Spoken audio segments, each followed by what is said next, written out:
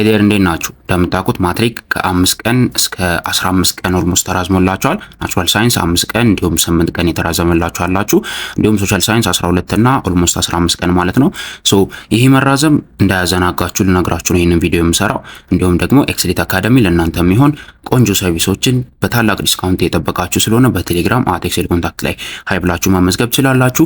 ወይንም ደግሞ አፕሊኬሽናችንን ኢንስታል አድርጋችሁ የምትፈልጉት ኮርሶች እዛ ላይ ያሉትን መርጣችሁ በመግዛት መጠቀም ትችላላችሁ። መጀመሪያ ላይ ወደ አነሳሁት ነገር ስመለስ ደግሞ ጭራሽ መዘናጋት የሌለባችሁ ጊዜ ነው። ከምን ጊዜውም በላይ የምትሰሩበት ይህን የተጨመረውን 5 ቀን እንደ አድቫንቴጅ የምትይዙበት ነው መሆን ያለበት። በተለይ ደግሞ ሶሻል ተማሪዎች ጭራሽ መዘናጋት የለባችሁም። 12 ቀን ብዙ አይደለም። እሺ እንደ አድቫንቴጅ ወስዳችሁ የምትሰሩበት ጥያቄ የምትሰሩበት ነው መሆን ያለበት። ታስታውሱ ከነበረ ፈተናው 1 ወር ወይም 1 ወር ከ15 ውስጥ ሊሆን ይችላል ሲባል ከዚህ በፊት ደንግጣችሁ ነበረ።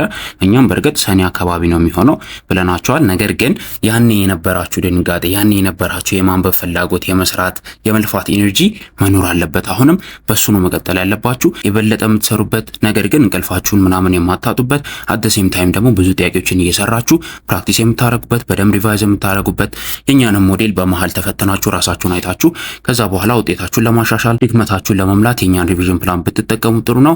እሱን አርጋችሁ ከተዘጋጃችሁና የቀረውን ጊዜ በአግባቡ ከተጠቀማችሁበት እንደ አድቫንቴጅ ወስዳችሁ መራዘሙን ጥሩ ውጤት ማምጣት ትችላላችሁ። ይህንን መልእክት ለጓደኞቻችሁ ለሁሉም ሰው ሼር አድርጉልን።